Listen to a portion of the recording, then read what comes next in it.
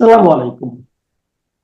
প্রিয় দর্শক, আমাদের আজকের আলোচনায় আমাদের সঙ্গে রয়েছেন ক্ষমতা গ্রহণের পরপরই একবার বিদেশে গিয়ে এক সাক্ষাৎকারে আওয়ামী লীগের রাজনীতি করার অধিকারের কথা বলেছিলেন ডক্টর ইউনূস। কিন্তু বিদেশ থেকে ফিরেই তার লালু ভুলু কালুদের লেলিয়ে দিয়ে রাত দুপুরে উপদেষ্টা পরিষদের বৈঠক বসিয়ে আওয়ামী লীগের কার্যক্রম নিষিদ্ধ করেছিলেন। আবারও হঠাৎই নির্বাচনের মাত্র সপ্তাহ চারেক বাকি থাকতে ইউনূস বললেন ক্ষমা চাইলে আওয়ামী লীগ রাজনীতিতে ফিরতে পারে। নেলসন ম্যান্ডেলাকে নিজের বন্ধু বলে প্রচার করে তার রিকনসিলিয়েশনের জন্য ট্রুথ কমিশন করার উদাহরণ টেনেছেন ইউনূস আমেরিকানদের সঙ্গে বৈঠকে। আবার এও বলেছেন যে এখন আর নাকি ট্রুথ কমিশনের সুযোগ নেই। পাগলের মতো প্রলাপ বকছেন ডক্টর মোহাম্মদ ইউনূস। বয়স হয়েছে, বোঝাই যাচ্ছে। না হলে একসঙ্গে ক্ষমা চাওয়া, রিকনসিলিয়েশন, ট্রুথ কমিশন সব প্রসঙ্গ তুলে নিজের বক্তব্যকে নিজেই আবার খণ্ডাচ্ছেন। আসলে কি ইউনূস আওয়ামী লীগের কাছে প্রত্যাখ্যাত হয়েছেন? আপনাদের মনে থাকার কথা যে একটি ভিডিওতে আমি বলেছিলাম যে ইউনূস সরকারের পক্ষ থেকে আওয়ামী লীগের শীর্ষ নেতৃবৃন্দের সঙ্গে যোগাযোগের চেষ্টা হয়েছে, মনে আছে? মনে হয় সেখানেও ইউনূস প্রত্যাখ্যাতই হয়েছেন। না হলে এরকম আবোল তাবোল কেন বকছেন তিনি?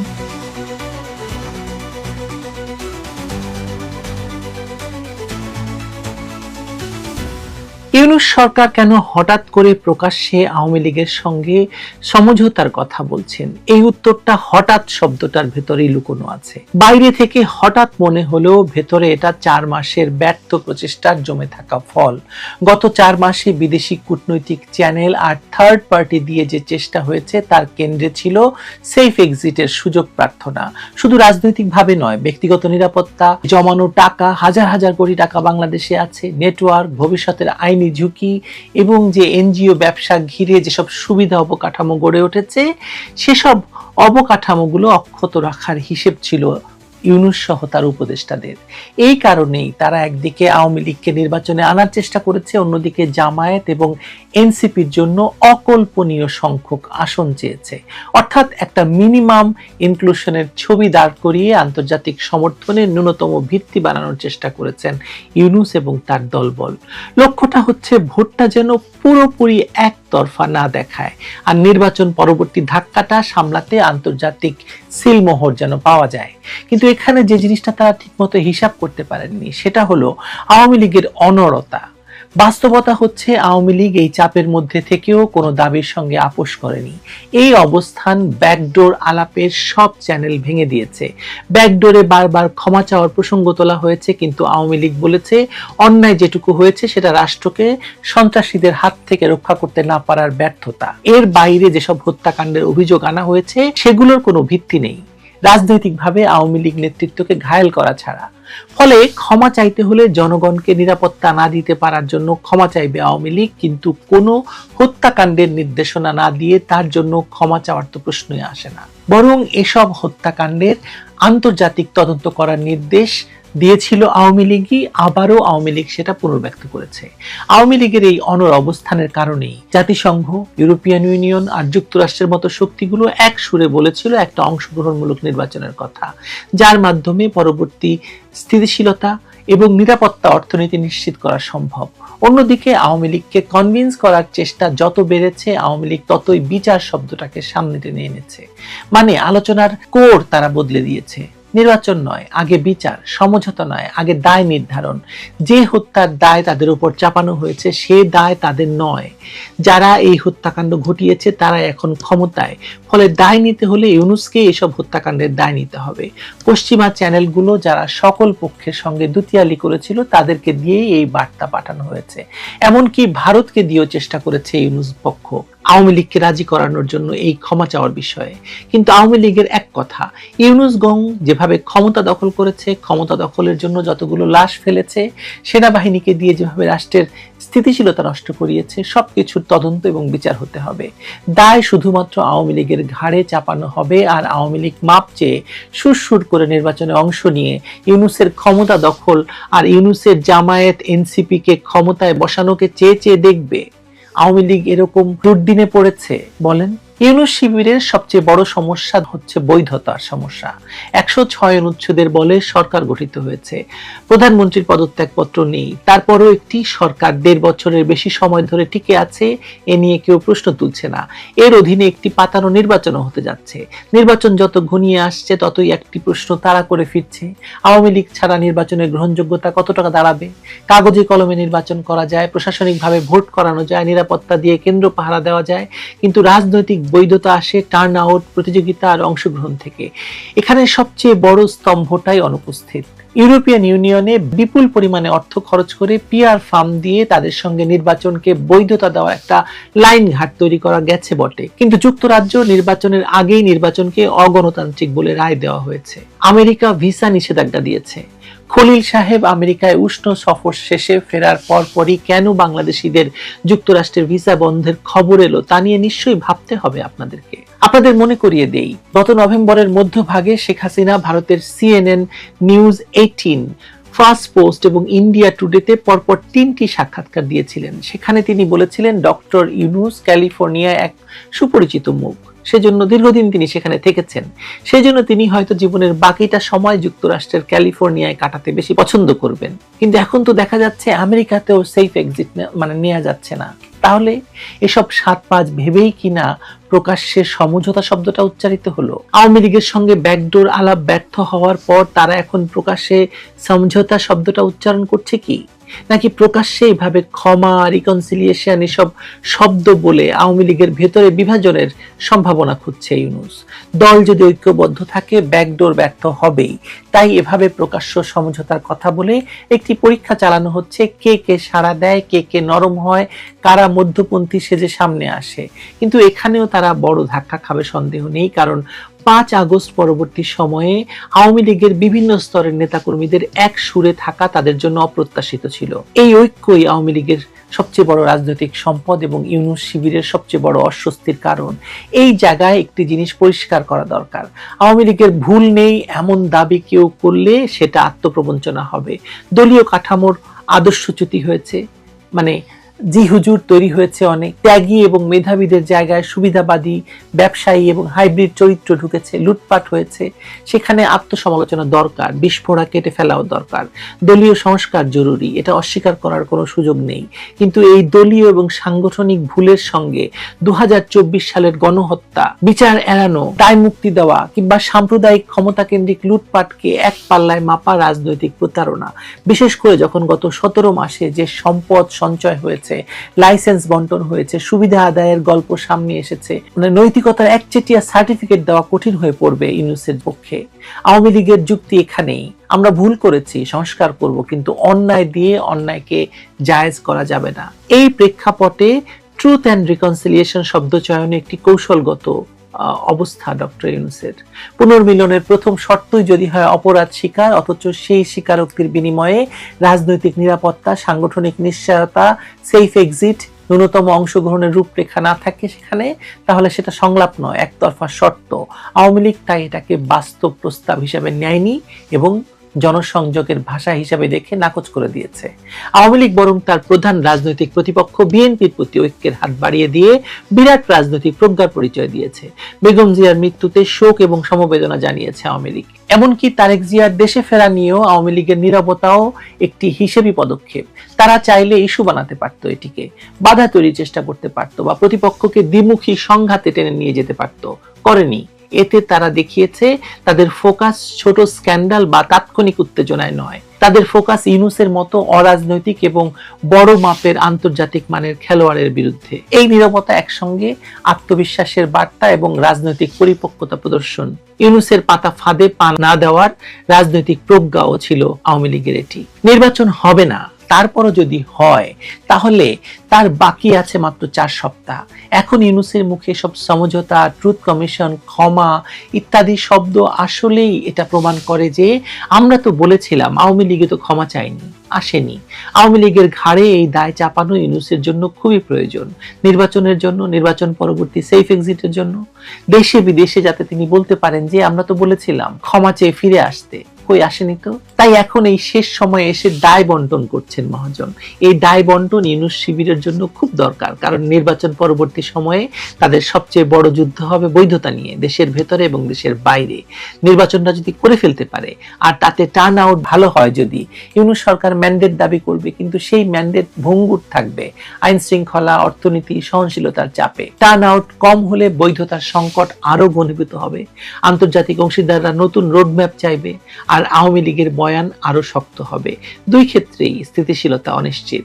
আওয়ামী লীগ নিজের রাজনৈতিক পথ নিজেই নির্ধারণ করেছে বা করছে, বিদেশি চাপেও নড়ছে না, নড়বে না। ইউনূস সরকারের প্রকাশ্য সমঝোতা আহ্বান তাই সদিচ্ছার ঘোষণা নয়, এটা ব্যর্থ ব্যাকডোরের পর জনসমক্ষে বয়ান পাল্টানোর চেষ্টা।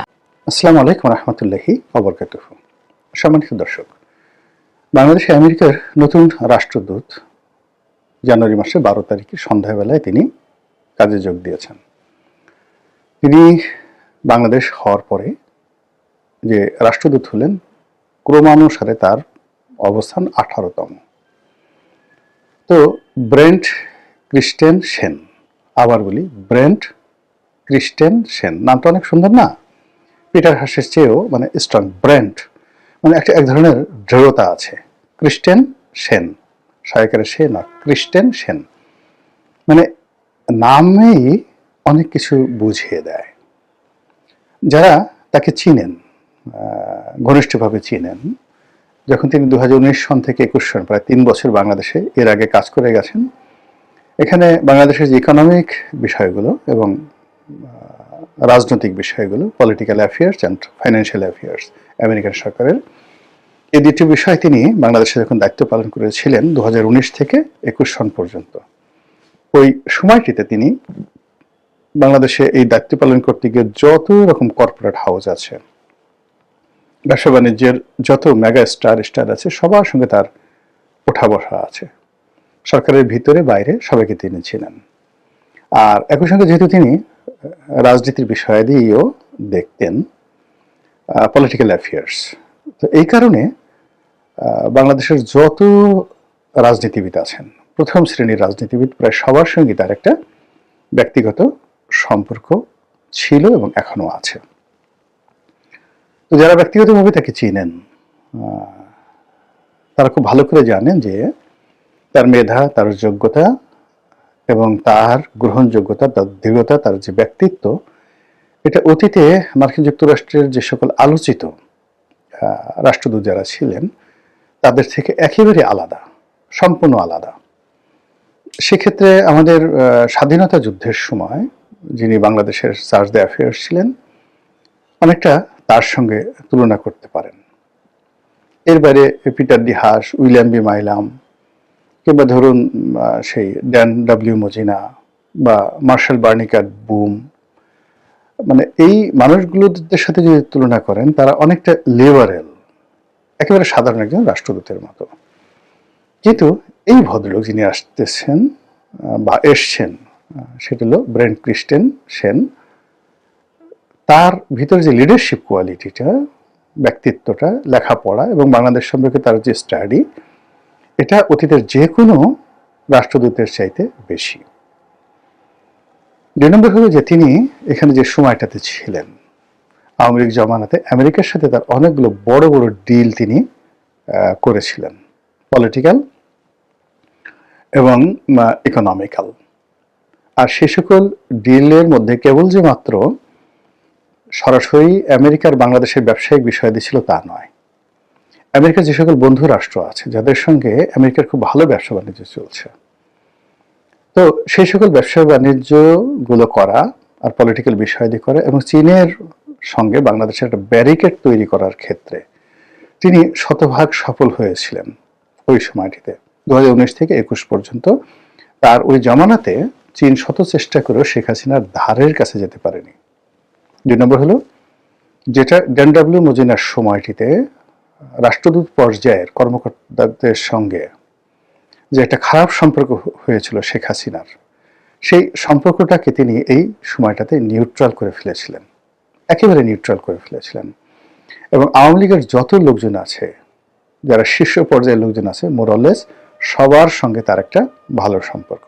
ব্যক্তিগত সম্পর্ক। আপনার পররাষ্ট্রমন্ত্রী সাবেক ডক্টর মোমেন তার একটি সাক্ষাৎকার দেখেছেন, এবং সেই সাক্ষাৎকারে তিনি বলেছেন যে ব্রেন্ট ক্রিস্টেন সেন তার খুব ঘনিষ্ঠ বন্ধু, তার সঙ্গে তার পৈতৃক বাড়িতে মানে সিলেটের গ্রামের বাড়িতে তিনি বেড়াতে গেছেন যখন তিনি বাংলাদেশে দায়িত্বরত ছিলেন। এভাবে বহু মানুষের সঙ্গে তার সম্পর্ক আছে। তো এখন এই যে তার যে আগমন, সেই আগমনে এত আলোচনা হচ্ছে কেন? প্রথম আলোচনা হচ্ছে যে মার্কিন যুক্তরাষ্ট্রের যে সরকার পরিবর্তন হয়েছে, ডোনাল্ড ট্রাম্প, তো সেই ডোনাল্ড ট্রাম্প বাংলাদেশের ব্যাপারে আসলে কি ধরনের তার পররাষ্ট্রনীতি হবে, কি ধরনের সিদ্ধান্ত হবে, এটা রিপ্রেজেন্ট করার মতো রাষ্ট্রদূত তিনি খুঁজছিলেন। এবং আপনারা জানেন যে আমেরিকাতে এই রাষ্ট্রদূত পর্যায়ের লোকগুলো 100% পলিটিক্যাল হয়। আগে যারা ছিলেন জো বাইডেনের জামানাতে পিটার ডি হাস, তিনি তার সরকারকে রিপ্রেজেন্ট করতেন। তো ফলে ওরকম মনের মতো রাষ্ট্রদূত না পাওয়ার কারণে এই গত সেই ডোনাল্ড ট্রাম্প আসার পরে যে সুদীর্ঘ সময় এখানে ভারপ্রাপ্ত রাষ্ট্রদূত দিয়ে চালানো হয়েছে, চার্জ দ্য অ্যাফেয়ার্স, তাদেরকে দিয়ে চালানো হয়েছে। তো ফলে আমরা মার্কিন নীতি, আমেরিকা যে এই মুহূর্তে ডক্টর ইউনূস সম্পর্কে কি চিন্তা করে, বিএনপি সম্পর্কে কি চিন্তা করে, তারেক রহমান সাহেব সম্পর্কে ডোনাল্ড ট্রাম্পের ধারণা কি, বা শেখ হাসিনা সম্পর্কে ডোনাল্ড ট্রাম্প কি চান, এই কাজের যে একটা বাস্তব প্রতিফলন, এই প্রতিফলনটি আমরা এই গত 17 মাসে দেখতে পাইনি। এমনকি mister Donald Trump doctor Mohammad ইউনূসকে কতটুকু ভালোবাসেন, কতটুকু ঘৃণা করেন, কতটুকু আপহোল্ড করবেন, বা তার পেছনে কতটুকু লাগবেন, এই কাজটি যিনি on behalf of Donald Trump যিনি করবেন, তিনি এই ব্রেন্ট ক্রিস্টেনসেন। এই কারণে তাকে নিয়ে খুব আলোচনা হচ্ছে, ভীষণ রকম আলোচনা হচ্ছে। আর এই কাজটি করার জন্য তার যে এই মুহূর্তে তার হ্যান্ডসকে যেভাবে শক্তিশালী করা হয়েছে, আগে পিটার ডি হাসের জমানাতে বা জো বাইডেনের জমানাতে ঢাকার মার্কিন রাষ্ট্রদূত একেবারে সরাসরি তাকে রিপোর্ট করতে হতো সেই ডুয়েল ওয়েতে, প্রথমত দিল্লির কাছে। আর মার্কিন পররাষ্ট্র দপ্তরের দক্ষিণ এশিয়া বিষয়ক যে ডেস্ক রয়েছে তার প্রধান ছিলেন মিস্টার ডোনাল্ড লু, তার সঙ্গে এর বাইরে তার কোনো যোগাযোগ ছিল না। কিন্তু দিস জেন্টলম্যান, উনি প্রথমত যে উনার যিনি প্রতিরক্ষা মন্ত্রী ডোনাল্ড ট্রাম্পের, এবং যিনি পররাষ্ট্রমন্ত্রী, এবং স্বয়ং ডোনাল্ড ট্রাম্প, এই তিনজনের সঙ্গে তার একটা ব্যক্তিগত সম্পর্ক রয়েছে। আর বাংলাদেশের যে প্রেক্ষাপট, বিভিন্ন কারণে এই তিনজন গুরুত্বপূর্ণ ব্যক্তি, অর্থাৎ মার্কিন ভাইস প্রেসিডেন্ট, মার্কিন প্রেসিডেন্ট, মার্কিন পররাষ্ট্রমন্ত্রী, এই তিনজন গুরুত্বপূর্ণ ব্যক্তি বিভিন্ন কারণে ব্যক্তিগতভাবে ইন্টারেস্টেড, ইনভলভ। যেমন মোদির সঙ্গে, নরেন্দ্র মোদির সঙ্গে ডোনাল্ড ট্রাম্পের ব্যক্তিগত বন্ধুত্ব এবং শত্রুতা, এর সঙ্গে ট্রাম্প এবং ট্রাম্প পরিবার জড়িত, এবং এর সঙ্গে ব্যবসা বাণিজ্য আদানি, আদভানি, তারপর শেষে হিন্দুজা, এরপরে আম্বানি, এই পরিবারগুলো জড়িত। এবং এরা এখন মার্কিন সরকারের পক্ষে কাজ করছে, মানে ব্যবসায়িক গ্রুপগুলো কাজ করছে এবং নরেন্দ্র মোদীর বিরুদ্ধে কাজ করছে। অবাক করা বিষয় যে আদানিকে তিনি তুলেছেন, তারা এখন মার্কিন সরকারের পক্ষে কাজ করছে। এই বিষয়গুলো সরাসরি ডোনাল্ড ট্রাম্প নিজে হ্যান্ডেল করছেন। বার্মা অ্যাক্ট, অর্থাৎ মায়ানমারের সাথে রোহিঙ্গাদের সাথে যে সমস্যা, এটাও তাকে ভাবিয়ে তুলেছে। চীনের সাথে এই মুহূর্তে তার যে সমস্যা, সেই সমস্যার কারণে বাংলাদেশের ব্যাপারে মিস্টার ডোনাল্ড ট্রাম্প সরাসরি যেভাবে ইন্টারেস্ট দেখাচ্ছেন, ইতিপূর্বে এই দেশকে নিয়ে কোনো মার্কিন প্রেসিডেন্ট সরাসরি এভাবে হ্যান্ডেল করেননি। থার্ডলি, বাংলাদেশের কোনো পলিটিশিয়ানের সাথে কোনো মার্কিন প্রেসিডেন্টের পারিবারিক সম্পর্ক হয়নি, যেটি ডোনাল্ড ট্রাম্পের সঙ্গে শেখ হাসিনার সম্পর্ক আছে, পারিবারিক সম্পর্ক। দ্বিতীয়ত, বাংলাদেশের রাষ্ট্র ক্ষমতায় যাকে বলা হয় কোনো লোক কখনো বসেনি যার সঙ্গে মার্কিন প্রেসিডেন্টের ব্যক্তিগত শত্রুতা, ঈর্ষা, ক্ষোভ ছিল, যেটা ডক্টর মোহাম্মদ ইউনূসের সাথে ডোনাল্ড ট্রাম্পের আছে। এবং তিনি যে ওই যে একটা মাইক্রো ক্রেডিটের একটা লোক আছে না, মাইক্রো ক্রেডিট, ক্ষুদ্র ঋণের যে একটা গায়কের গা রস্যই GUI, গাই, এভাবে তিনি একটা তাচ্ছিল্য করার চেষ্টা করেছেন। এইরকম আপনি অতীতে কোনো দিন বাংলাদেশের কোনো রাষ্ট্রপ্রধান বা সরকার প্রধানকে নিয়ে মার্কিন প্রেসিডেন্টের মতো পর্যায় থেকে এই ধরনের মানে স্ল্যাং ল্যাঙ্গুয়েজ, তারপর সে টিপ্পনি কাটা, এই ধরনের কখনো ঘটেনি। তাহলে বোঝার চেষ্টা করুন যে একদিকে আওয়ামী লীগের সঙ্গে, আওয়ামী লীগের নেতাকর্মীদের সঙ্গে এই বর্তমান রাষ্ট্রদূতের সম্পর্ক, তার অভিজ্ঞতা, তার দৃঢ়তা, অতীতে তার সফলতা, নতুন সরকারের বাংলাদেশ সম্পর্কে তার পলিসির পরিবর্তন, আর ডক্টর মোহাম্মদ ইউনূসের সঙ্গে ডোনাল্ড ট্রাম্পের যে রসায়ন, সেই সব কিছু মিলিয়ে এই নতুন যে রাষ্ট্রদূতের যে আগমন, উনি যেদিন থেকে মনোনয়ন পেয়েছেন, তার নামটা উচ্চারিত হচ্ছে, সেই দিন থেকে আমাদের যে কূটনীতির মহল, যারা আমেরিকা বাংলাদেশ সম্পর্ক বোঝেন, আমেরিকা রাশিয়া এবং ভারতের সম্পর্কটা বোঝেন, এবং এই মুহূর্তে বাংলাদেশে আমেরিকার যে ইন্টারেস্টগুলো যারা কাউন্ট করতে পারেন, তারা সবাই এই 12ই ফেব্রুয়ারি নির্বাচন, তারপর হানা ভোট, এনসিপি, জামাত কি করলো, জামাতের সঙ্গে এনসিপির ঐক্য হলো কি হলো না, বিএনপির কে মনোনয়ন পেল কি পেল না, তারেক রহমান সাহেব দেশে এলেন কি এলেন না, এই টোটাল বিষয়গুলোর চাইতে যারা ডিপ্লোম্যাটিক এক্সপার্ট ইন বাংলাদেশ, তাদের কাছে এই মার্কিন রাষ্ট্রদূতের বাংলাদেশে নিয়োগ এবং তার আগমন অনেক গুরুত্বপূর্ণ। এবং তিনি এসেছেন 12 তারিখে, জানুয়ারি 12 তারিখে। আসার পর দিন থেকেই সর্বস্তরে আওয়ামী লীগের যারা লোকজন রয়েছেন, তাদের মধ্যে একটা খুশির বন্যা বয়ে গেছে। এবং এই গত কয়েকদিনে আপনি তৃণমূলে এমন কিছু ঘটনা ঘটেছে, বিভিন্ন কোর্টে কাছারিতে, আওয়ামী লীগের নেতাকর্মীদের মধ্যে, দিল্লিতে, তারপর আমেরিকাতে, সব জায়গাতেই আপনি দেখবেন যে মানে প্রত্যেকটা আওয়ামী লীগের লোকজনের চোখে মুখে একটা পূর্ণিমার চাঁদের আভা চলে আসছে। এই ধারাবাহিকতায় এই প্রথম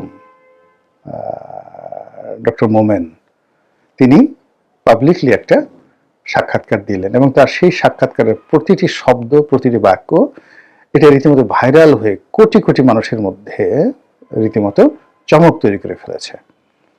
প্রবাসী সাংবাদিক সুলতানা রহমান একসময় বাংলাদেশে খুব নামকরা সাংবাদিক ছিলেন, তার যে পড়কার, সেখানে তিনি যে সাক্ষাৎকার দিয়েছেন, এখন এটা talk of the country, viral. এবং যখনই তিনি কথাবার্তা বলছেন, আপনি দেখেন মোমেন সাহেব তার কথাবার্তার মধ্যে, তার চেহারার মধ্যে আপনি দেখবেন যে তার আত্মবিশ্বাস কোন পর্যায়ে, এবং তিনি এই বর্তমান রাষ্ট্রদূত সম্পর্কে খোলামেলা যে কথাগুলো বলেছেন, সেই খোলামেলা কথাবার্তার মধ্যে আপনি কি কোনো ইঙ্গিত পেলেন নাকি পেলেন না? আমার কাছে কিন্তু বিষয়টি মনে হচ্ছে যে উনি আসার পরে যে রাজনীতির যেটা স্বাভাবিক স্রোত বা গতিধারা, এটা পরিবর্তিত হবে, নতুন কিছু দেখতে পাবেন, নতুন কিছু শুনতে পাবেন। মহান আল্লাহ আমাদের সবার কল্যাণ করুন। আসসালামু আলাইকুম ওয়া রাহমাতুল্লাহি ওয়া বারাকাতুহু।